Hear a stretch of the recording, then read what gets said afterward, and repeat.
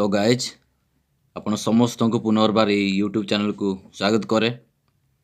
तो प्रति थर जेहेतु आम कि सत्य विषय नहीं आम कि डिस्कसन करि थाउ, किंतु आज आम जो विषय नहीं आम डिस्कस करने जाऊँ एटा बहुत गुरुत्वपूर्ण विषय अटे समस्त धर्म लोकों हिंदू मुस्लिम ख्रीस्टियान सिख हो बा जो प्रत्येक विषय प्रत्येक डेली लाइफ डेली मोमेंट रो समय जो विषय आम निहाती दरकार यही विषयटा आज सत्य को केवल जोटा कुआ जाउची एटा को मु निजे अप्लाई जेतु करूची करबा पे अभ्यास करूची, तेणु से विषय मु चाहूची सेटा आपण मान को भी कहबा पे। जदि यही विषय द्वारा आपण को जदि किछि सुइटेबल होउची उपयुक्त होउची बा आपण को जीवन रे जदि किछि चेंजेस आणुची ताले बहुत मु भी खुशी हेबी, कारण ये विषय बहुत गुरुत्वपूर्ण प्रिय माने। तो जो विषय नहीं कि डिस्कसन करबा पे हम चाहूची। तो आज विषय तो आरंभ शेष जाए समस्ते देखु, डोंट स्किप करंतु नहीं। बहुत गुरुत्वपूर्ण विषय जानी विषय डेली लाइफ रे डेली मोमेंट रे आमे से विषय को कहवा विषयटा ही से विषय को नहीं कि तो से विषय को नहीं कि आमे आलोचना करबा पे चाहूचे। तो आपण सुनी थे थैंक यू धन्यवाद तुमको जो आमे कहूचे थैंक यू। ये थैंक यू विषय को नहीं कि आज आमे किछि गोटे से किसी विषय डिस्कसन करवा से सत्य को जानिया पे चेष्टा करवा। तो आज विषय वस्तु है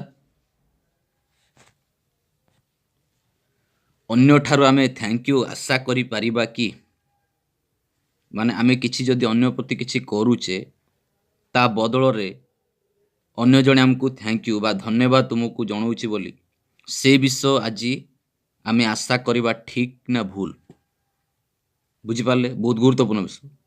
It is right to expect thank you from others।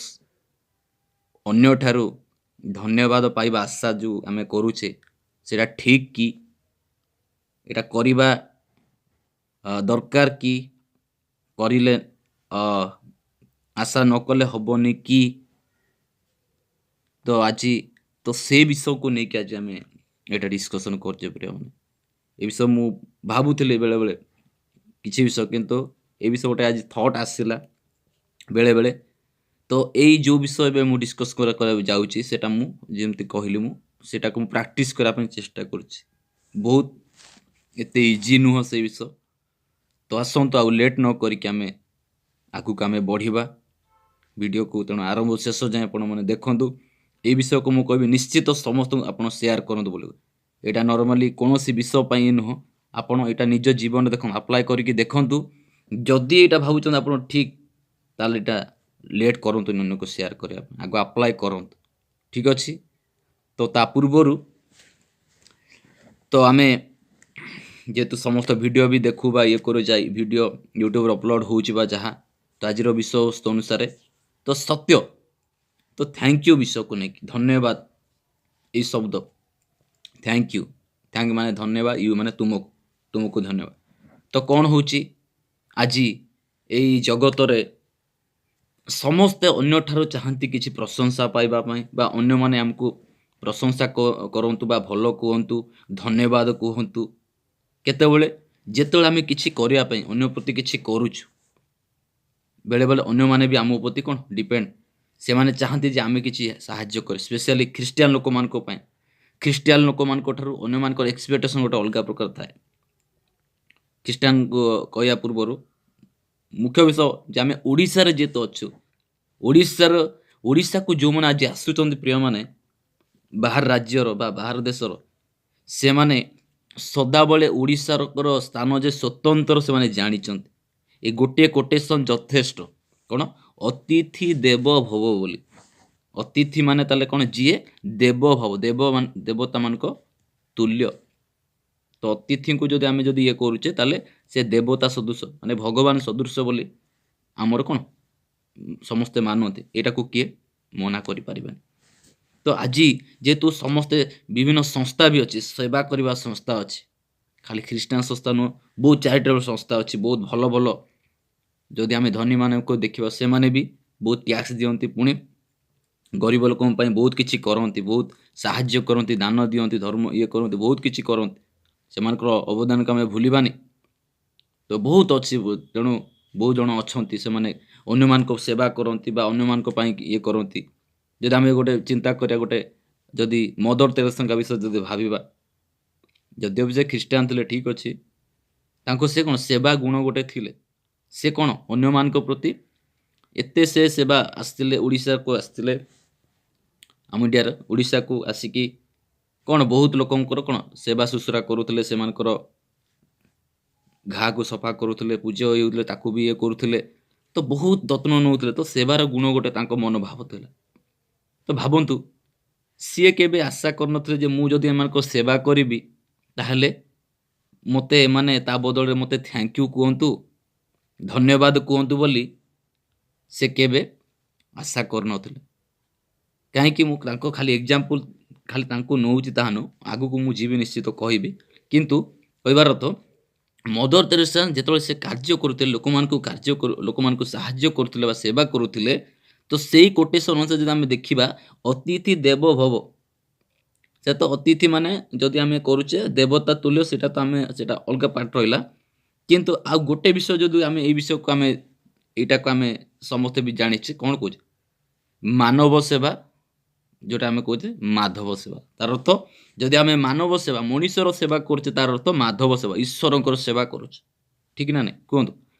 ତ ଆଜି ଯଦି ଆମେ ମଣିଷର ସେବା କରୁଛେ ବା କିଛି ଲୋକଙ୍କର ସେବା କରୁଛେ, ସେ ଛୋଟ ହଉ ବା ବଡ଼ ହଉ, ତାହେଲେ ଯେଉଁମାନଙ୍କର ସେବା ଦରକାର ସେମାନଙ୍କୁ ଆମେ ସେବା କରୁଛେ। ଆଉ ପ୍ରାୟ ଜଣ ଲୋକ ବି ଆମ ପ୍ରତି ବି କ'ଣ, ମୁଁ କହିଲି ସେ ଡିପେଣ୍ଡେଣ୍ଟ, ସେମାନେ ଆମ ଉପରେ ନିର୍ଭର କରନ୍ତି। ଗରିବ ଲୋକ ଗୋଟେ କ'ଣ ସେ ଆଶା କରିବ ଆମଠୁ, ଆମେ କିଛି ତାଙ୍କୁ ଦେଲେ ସେ କ'ଣ ଖାଇବ କି ପିଇବ କି ରଖିବ, ବା ପୋଷାକ ବା ଘର ଗୋଟେ ଜାଗା ଦରକାର ପରି ତାକୁ ଦରକାର ତା ନୀତିଦିନ ଜୀବନ ପାଇଁ, ସେ ଆମଠୁ କ'ଣ ତା ଆଶା କରୁଛି। କିନ୍ତୁ ସିଏ କ'ଣ, ଆମେ ତାଠୁ କ'ଣ ଆଶା କରିବା ମୋତେ କୁହନ୍ତୁ? ଆମେ ତାକୁ ସାହାଯ୍ୟ କରୁଛେ ବା ତା ପ୍ରତି ଇଏ କରୁଛେ, ଆମେ ତାକୁ ଇଏ କରି ତାକୁ ସାହାଯ୍ୟ କଲେ, ତ ସିଏ ତାକୁ ଆମେ ତାଠାରୁ କ'ଣ ଆଶା କରିବା? ସିଏ ମୋତେ ଥ୍ୟାଙ୍କ ୟୁ କହୁ ବୋଲି, ମୁଁ ତୋ ପାଇଁ ଯେତେ ଏତେ କଲି, ତୁ କ'ଣ ମୋତେ ଥ୍ୟାଙ୍କ ୟୁ କହ, ଧନ୍ୟବାଦ କହୁ ବୋଲି। ଠିକ୍ ଅଛି, ଥ୍ୟାଙ୍କ ୟୁ ସେ କହିବା ବି ସ୍ୱାଭାବିକ, କହିଲେ ବି ବହୁତ ସେଟା ବଢ଼ିଆ ବିଷୟ। ଯଦି ଥ୍ୟାଙ୍କ ୟୁ ନ କହିଲା, ନେକ୍ସଟ ଟାଇମ୍ ଆମେ ତ ତା ପ୍ରତି ଆମେ ଭଲ ବିଷୟ ତା ପ୍ରତି କରିପାରିବା କି, ତାକୁ ସାହାଯ୍ୟ କରିପାରିବା? ଏଇଟା ଗୋଟେ, ମୁଁ ଗରିବ ଗୋଟେ ଖାଲି ଏଇଟା ଗୋଟେ ଏକ୍ଜାମ୍ପଲ୍ ଟାଇପ୍ର ଇଏ। ତ ଆପଣ ଭାବନ୍ତୁ, ନୀତିଦିନିଆ ଜୀବନରେ ଯେଉଁଠି ଆପଣ ରହୁଛନ୍ତି, ଯେଉଁ ସର୍କଲରେ ରହୁଛନ୍ତି, ପଡ଼ୋଶୀ ବା ସାଇ ପଡ଼ିଶା ହଉ ବା ତୁମ ସାଙ୍ଗସାଥି ବା ଗୁରୁଜନ ବା ବଡ଼ ବା ସାନ, ଯେଉଁ ଜାଗାରେ ଆପଣ ଅଛନ୍ତି, ସପୋଜ୍ ଆପଣ ତାଙ୍କ ପାଇଁ କିଛି କରୁଛନ୍ତି, ଆପଣ ଅନ୍ୟକୁ ହେଲ୍ପ କରୁଛନ୍ତି। ଆଜି ଜଗତ ତ ସ୍ୱାର୍ଥପର ଜଗତ। ସେ କହନ୍ତି ନା, ମୁଁ ଯଦି ତୁମକୁ ହେଲ୍ପ କରିବା, ମୁଁ ତୁମ ପ୍ରତି କରିବି, ତ ତୁମେ ମୋତେ କ'ଣ ଦେବ? ତ ତୁମେ ବି ମୋତେ ସାହାଯ୍ୟ କର। ତ ତାର ଅର୍ଥ, ମୁଁ ତୁମକୁ ସାହାଯ୍ୟ କରିଛି ମାନେ ତୁମେ ମୋତେ ସାହାଯ୍ୟ କରିବାକୁ ପଡ଼ିବ। ତ ମୁଁ ସାହାଯ୍ୟ ଯେହେତୁ କଲି, ତୁମେ ମୋତେ ଥ୍ୟାଙ୍କ ୟୁ କହିବାକୁ ପଡ଼ିବ। ଧନ୍ୟବାଦ ନ କହିଲେ, କାରଣ ମୁଁ ବି ଯେହେତୁ ତୁମ ପାଇଁ କରିଛି ମାନେ ଅଟୋମେଟିକ୍ ମନର ଗୋଟେ ମଣିଷର ନେଚର ଯେ ମୋତେ କିଏ ଥ୍ୟାଙ୍କ ୟୁ କହୁ, ଧନ୍ୟବାଦ କହୁ, ବା ଭଲ ପାଉ, ବା ସ୍ନେହ କରୁ, ପ୍ରଶଂସା କରୁ, ଏଇଟା ଗୋଟେ ମଣିଷର ନେଚର ଅଛି। ଏଇଟା ସ୍ୱାଭାବିକ, କିଛି ଖରାପ ବିଷୟ ନୁହଁ। କିନ୍ତୁ ଏଇ ଯେଉଁ ନେଚର, ଏଇ ସ୍ୱଭାବ, ଏଇଟା ଆମର କ'ଣ ପତନ କାରଣ ହେବନି ତ? ସବୁ ବିଷୟ ସଦାବେଳେ କ'ଣ ଏଇ ବିଷୟ ଆମକୁ ଏଇଟା ଏ ବିଷୟରେ ଧ୍ୟାନ ଦେବା ଠିକ୍ କି? ଯେମିତି ମୁଁ କହିଲି ବିଷୟବସ୍ତୁ, it is right to expect thank you from others. ଅନ୍ୟମାନଙ୍କ ଠାରୁ ଧନ୍ୟବାଦ ଆଶା କରିବା ଠିକ୍ ନା ଭୁଲ ଆମ ଜୀବନରେ? ଯିଏ ଥ୍ୟାଙ୍କ ୟୁ କହିବା କଥା ସେ କହିବ। କିନ୍ତୁ ଆଜି ଏ ଯେଉଁ ଜଗତରେ କ'ଣ ହୁଏ, ସବୁ ଜାଗାରେ ଯେଉଁଠି ଆମେ ଥାଉ, କାମ ଜାଗାରେ ହଉ ବା ଅଲଗା ଜାଗାରେ ଯେଉଁଠି ବି ଆମେ ଯାଉ ବା ସେଠି କ'ଣ, କିଛି ଜଣ କହନ୍ତି ଆମେ କିଛି କାମ କରୁ ବା କରୁ, ଖଟୁ ବା କରୁ, କିନ୍ତୁ ସେ ଲୋକମାନେ କ'ଣ ଆମ ପ୍ରତି କିଛି ନୋ ଚେଞ୍ଜ, ନୋ ବ୍ୟବହାର। ଆମେ କହୁଥିବା ଟିକେ ଆମକୁ ଥ୍ୟାଙ୍କ ୟୁ ଟିକେ କହିଲାନି, ଧନ୍ୟବାଦ ଟିକେ ଦେଲାନି, ପ୍ରଶଂସା କଲାନି, ଏତେ ତା ପାଇଁ ମୁଁ କରିଦେଲି, ଏତେ ସବୁ କଲି, ସେଇ ଟାଇମ୍ରେ କେମିତି ଲାଗିବ? ନେକ୍ସଟ ଟାଇମ୍ ଆମେ ତାଙ୍କ ପ୍ରତି ଭଲ ବ୍ୟବହାର କରିପାରିବା? ତାଙ୍କ ପାଇଁ ଇଏ କରିପାରିବା? ମନରେ କ'ଣ ଆସିବ? ରାଗ ଆସିବ, ଇଏ ଅଛି, ହଉ ମୋତେ ଥ୍ୟାଙ୍କ ୟୁ କହିଲାନି ତ, ମୋ ପ୍ରତି କଲାନି ତ, ହଉ ଠିକ୍ ଅଛି, ନେକ୍ସଟ ଟାଇମ୍ କିଛି କରିବାର ନାହିଁ କି ମୁଁ ଯିବାର ନାହିଁ କି କିଛି ନାହିଁ। ଏଇଟା ମଣିଷର ସ୍ୱଭାବ, ଏଇଟା ନେଚର, କିଏ ତାକୁ ଡିନାଏ କରେ? ତ କହୁଛି ତାକୁ ଇମ୍ପୋର୍ଟାଣ୍ଟ, ବହୁତ ଗୁରୁତ୍ୱପୂର୍ଣ୍ଣ, ସ୍କିପ୍ କରନ୍ତୁ ନାହିଁ, ଆରମ୍ଭ ଶେଷ ଯାଏଁ ଦେଖନ୍ତୁ, ଶୁଣନ୍ତୁ ଆପଣ। ବହୁତ ଗୁରୁତ୍ୱ ଆପଣଙ୍କ ଜୀବନରେ। ଏଇ ବିଷୟ ହୁଏତ ଦ୍ୱାରା ଆପଣଙ୍କ ଜୀବନ ଆଗାମୀ ଦିନରେ ବହୁତ ବିଷୟ ହୁଏତ ଚେଞ୍ଜେସ୍ ଆଣିବ। ବର୍ତ୍ତମାନ ବି ଚେଞ୍ଜେସ୍ ଆଣିବ ନିଶ୍ଚିତ। ଏଇଟା କହୁଛି ମୁଁ, ଯେଉଁଟା କହୁଛି, ଯେଉଁଟା ମୁଁ ପ୍ରାକ୍ଟିକାଲ୍ କରୁଛି, ଆପ୍ଲାଏ କରିବା ପାଇଁ ଚେଷ୍ଟା କରୁଛି ସେଇ ବିଷୟ। କିନ୍ତୁ ଏଇଟା ସହଜ ନୁହଁ। ଅନ୍ୟଠାରୁ ଧନ୍ୟବାଦ, ଥ୍ୟାଙ୍କ ୟୁ, ପ୍ରଶଂସା, ଆମକୁ କି ସମ୍ମାନ ଦଉ, ଇଏ କରୁ, ଏଇଟା ଅଟୋମେଟିକ୍ ମଣିଷର ଗୋଟେ ନେଚର ଆସିଯାଉଛି। କିନ୍ତୁ ଏଇ ବିଷୟ ଆମର ପତର କାରଣ ନ ହଉ। ଆପଣ ଯଦି ଜଣଙ୍କର ସାହାଯ୍ୟ କରୁଛନ୍ତି ବା ଅନ୍ୟକୁ ଯଦି କିଛି ପ୍ରଶଂସା, ଅନ୍ୟ ପାଇଁ କିଛି ଯଦି କରୁଛନ୍ତି ଆପଣ, ତ ଗୋଟିଏ ବାକ୍ୟକୁ ମୁଁ ଆପଣଙ୍କ ସାମ୍ନାରେ ରଖିବି। ପବିତ୍ର ଶାସ୍ତ୍ର ବାଇବଲରେ ଲେଖା ଅଛି, ତୁମ୍ଭେମାନେ ଯାହା କିଛି କର ପ୍ରଭୁଙ୍କ ନିମନ୍ତେ କଲା ପରି ଅନ୍ତର ସହ କର, ମନୁଷ୍ୟ ନିମନ୍ତେ କଲା ପରି କର ନାହିଁ। ମୁଁ କହିଲି ଯେଭଳି ପବିତ୍ର ଶାସ୍ତ୍ର ବାଇବେଲ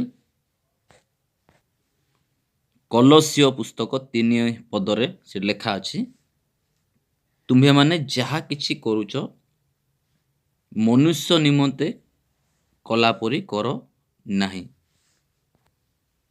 ତ ତାହେଲେ କ'ଣ କର? ତାହେଲେ ପ୍ରଭୁଙ୍କ ନିମନ୍ତେ କଲା ପରି ଅନ୍ତର ସହ କର ବୋଲି ଲେଖା ଅଛି। ତ ତୁମ୍ଭେମାନେ ଯାହା କିଛି କର ପ୍ରଭୁଙ୍କ ନିମନ୍ତେ କଲା ପରି ଅନ୍ତର ସହ ତାହା କର, ପ୍ରଭୁଙ୍କ ନିମନ୍ତେ କଲା ପରି, ମନୁଷ୍ୟ ନିମନ୍ତେ କଲା ପରି କର ନାହିଁ। ଠିକ୍ ଅଛି। ତ ମନୁଷ୍ୟ ନିମନ୍ତେ କଲା ପରି କର ନାହିଁ। ତ ତୁମେମାନେ ଯାହା କିଛି କର କ'ଣ? ପ୍ରଭୁଙ୍କ ନିମନ୍ତେ କଲା ପରି ଅନ୍ତର ସହ କର। ମୁଁ ଯେମିତି ଏବେ କହିଲି, ମାନବ ସେବାକୁ ମାଧବ ସେବା କୁହାଯାଏ। ଯଦି ଆପଣ ମନୁଷ୍ୟକୁ ସେବା କରୁଛନ୍ତି ବା ମଣିଷର ସାହାଯ୍ୟ କରୁଛନ୍ତି ବା ମନୁଷ୍ୟ ପ୍ରତି କିଛି କରୁଛନ୍ତି, ସେଇ ସମୟରେ ନିଜକୁ କୁହନ୍ତୁ ଯେ ଏ ମଣିଷ ପ୍ରତି ମୁଁ କିଛି କରୁନି, ମଣିଷକୁ ମୁଁ ସାହାଯ୍ୟ କରୁନି, ମଣିଷ ପାଇଁ ମୁଁ ଏ କରୁନି, ମୁଁ କ'ଣ ପ୍ରଭୁଙ୍କ ପାଇଁ କଲା ପରି କରୁଛି, ଉପରବାଲା ଈଶ୍ୱରଙ୍କ ପାଇଁ କଲା ପରି, ମୁଁ ଈଶ୍ୱରଙ୍କ ପ୍ରତି କରୁଛି ବୋଲି କହୁଛି।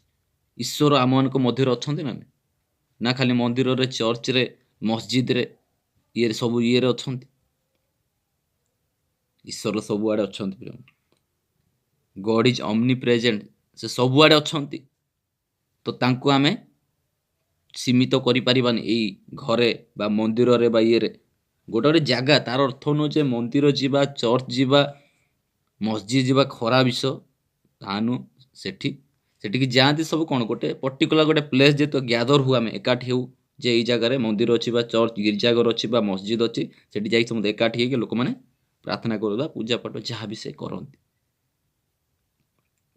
ତ ଈଶ୍ୱର ସବୁଆଡ଼େ ଅଛନ୍ତି, ଆମଠାରେ ଅଛନ୍ତି। ଈଶ୍ୱର ଆତ୍ମା ଅଟନ୍ତି। ଆମେ ଆମ ହୃଦୟରେ ସେ ବାସ କରିବା ପାଇଁ ଚାହାନ୍ତି। ଆମ ହୃଦୟଟା ବହୁତ ଗୁରୁତ୍ୱପୂର୍ଣ୍ଣ। ତେଣୁ ତ କହିବାର ଅର୍ଥ ଏଇ ବାକ୍ୟ ଅନୁସାରେ, ତ କ'ଣ ଲେଖା ହେଲା ଏଠି? ତୁମେମାନେ ଯାହା କିଛି କରୁଛ ପ୍ରଭୁଙ୍କ ନିମନ୍ତେ କଲା ପରି ଅନ୍ତର ସହ କର, ଅନ୍ତର ସହ, ମନୁଷ୍ୟ ନିମନ୍ତେ କଲା ପରି କର ନାହିଁ। ମଣିଷ ପାଇଁ ଯଦି ତୁମେ କଲା ପରି, ଯଦି ମଣିଷ ବିଷୟ ଯଦି ମନରେ ଆସିବ, ଅଟୋମେଟିକ୍ ତୁମେ ତା ପ୍ରତି ତୁମେ ଭଲ କାମ କରିପାରିବ ନାହିଁ। ତାକୁ ଭଲ ବ୍ୟବହାର ଦେଖେଇ ପାରିବ ନାହିଁ। କାରଣ ମନୁଷ୍ୟ ମାତ୍ରେ ମିଥ୍ୟା। ଆପଣ ଅନ୍ୟକୁ ସାହାଯ୍ୟ କରୁଥିବେ, ଅନ୍ୟ ସେବା କରୁଥିବେ, କିନ୍ତୁ ତାର ଭୁଲ ଗୁରା ଦେଖିଲେ, ଆପଣ ଯଦି ତା ଭୁଲ ବିଷୟକୁ ଦେଖିବେ, ତାହେଲେ ବାରମ୍ବାର ଆପଣଙ୍କୁ ରାଗ ଆସିବ, କ୍ରୋଧ ଆସିବ। ସିଏ ତ ଏମିତି, ସିଏ ତ ସେମିତି, ଯେ ମୁଁ ତା ପ୍ରତି ଏତେ କରୁଛି, ସବୁ କରୁଛି, କିନ୍ତୁ ସେ ମୋ ପ୍ରତି ମୋତେ ଥ୍ୟାଙ୍କ ୟୁ ଗୋଟେ ବି କହୁନି, ବା ଧନ୍ୟବାଦ କରୁନି, ପ୍ରଶଂସା କରୁନି, ଇଏ କରୁନି। ବେଳେବେଳେ ଭାବନ୍ତୁ, ବେଳେବେଳେ ଯେଉଁଦିନ ଆପଣ ଭାବୁଥିବେ ନାଇଁ, ଯେଉଁଦିନ ଭାବୁଥିବେ ଆପଣ ସ୍ପେଶିଆଲ ଡେ, ଗୁରୁତ୍ୱପୂର୍ଣ୍ଣ, ଆଜିର ଦିନ ବହୁତ ଗୁରୁତ୍ୱପୂର୍ଣ୍ଣ, ସ୍ପେଶିଆଲ ମୋ ପାଇଁ, ମୁଁ ଖୁସିର ଦିନ, ସେଇ ଦିନ ହିଁ ଆପଣ ହଟ୍ ହେଇପାରନ୍ତି, ଦୁଃଖ ଲାଗିପାରେ। ଏକ୍ଜାମ୍ପଲ୍, ଆପଣଙ୍କର ଆଜି happy birthday, suppose today is your happy birthday.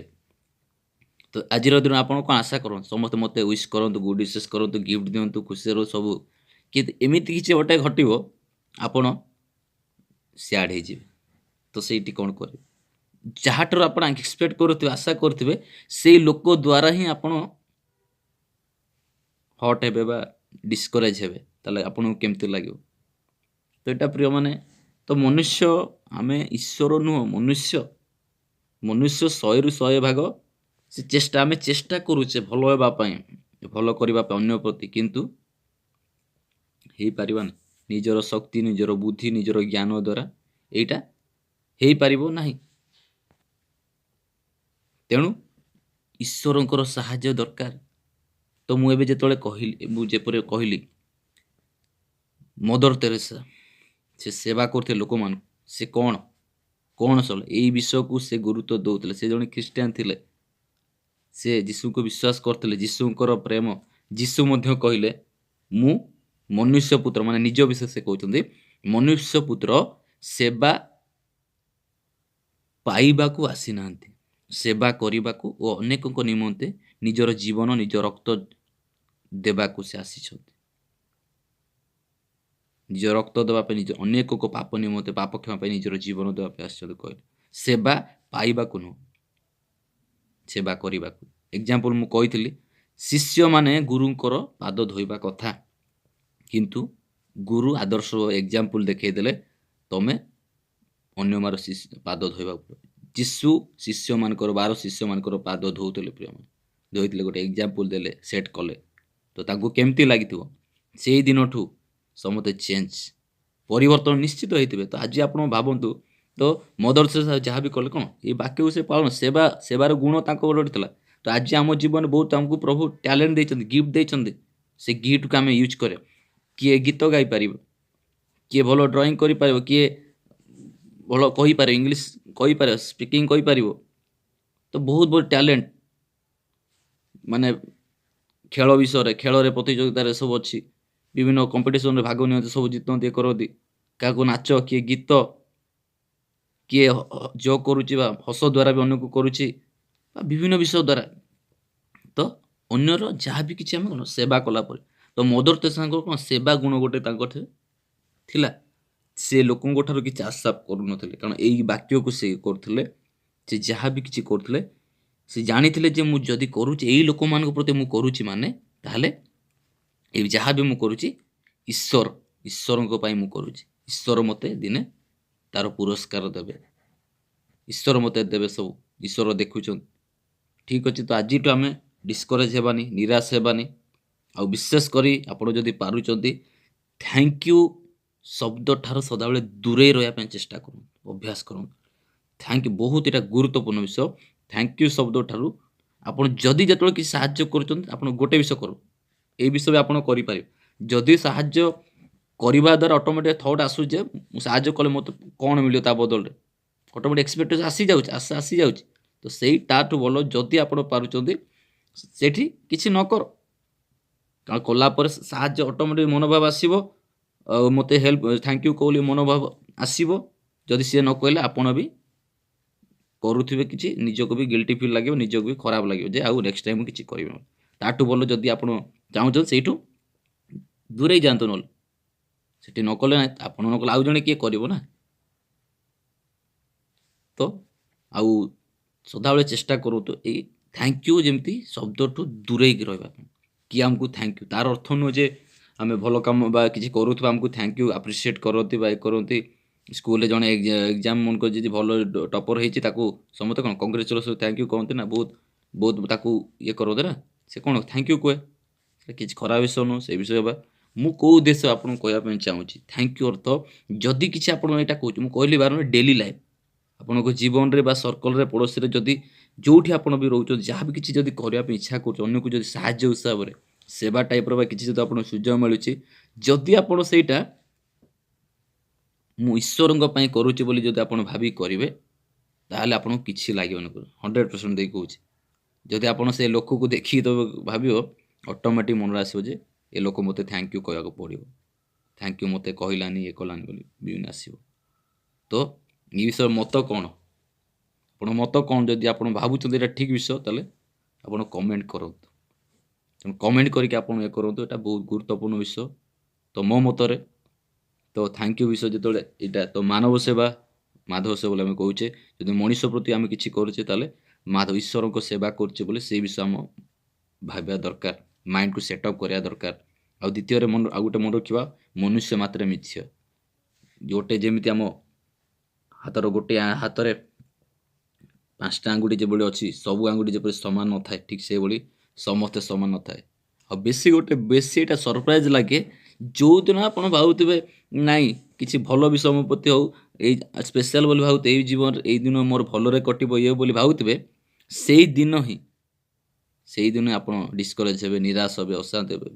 ତ ତାଠୁ ଭଲ କାହିଁକି ତା ପୂର୍ବରୁ ନିଜକୁ ମାଇଣ୍ଡ ସେଟଅପ୍ ନ କରେ। ତ ତାର ତ ପ୍ରତ୍ୟେକ ଦିନ କ'ଣ ଗୋଟେ ବିଷୟ ଆମେ ସ୍ୱୀକାର କରିବା, ପ୍ରଭୁ ଯାହା ବି ଘଟୁଛି ମୋ ଜୀବନରେ ଭଲ ପାଇଁ ଘଟୁଛି, ଆଉ ଯାହା ବି ଘଟିବ ଭଲ ପାଇଁ। ମୋତେ ଶକ୍ତି ଦିଅ, ସାହାଯ୍ୟ କର, ଧୈର୍ଯ୍ୟ ଦିଅ, ମୋତେ ନମ୍ର କର, ମୁଁ ଯେପରି ଅନ୍ୟର ସେବା କରିପାରିବି। ପ୍ରଭୁ ଏ ସେବା ଗୁଣ ବି ପ୍ରଭୁଙ୍କ ଠାରୁ, ତ ପ୍ରଭୁଙ୍କ ଠାରୁ ପ୍ରାର୍ଥନା କଲେ ପ୍ରଭୁ ସାହାଯ୍ୟ କରେ, ନମ୍ର କରିବେ। ନମ୍ର ଆସିଲେ ହିଁ, ନମ୍ରତା ଆସିଲେ ଆପଣ ସେବା କରିପାରିବେ। କିଏ ଆପଣଙ୍କୁ ପ୍ରଭୁଙ୍କର ଆତ୍ମା ଯଦି ଆପଣଙ୍କ ଠାରେ ବାସ କଲେ ହିଁ, ପ୍ରଭୁ ପ୍ରାର୍ଥନା କଲେ ହିଁ ପ୍ରଭୁ ଆପଣଙ୍କୁ ଶକ୍ତି ଦେଲେ, ସେ ଶକ୍ତି ହିଁ ଆପଣ କ'ଣ କରିବ, ନିନ୍ଦା ଅପମାନ ଗାଳି କ୍ରୋଧ ଆସିଲେ ବି, କି ଆପଣ ନିରାଶ କଲେ ବି ଅଟୋମେଟିକ୍ ନିଜକୁ ଆପଣ କଣ୍ଟ୍ରୋଲ କରିପାରିବେ।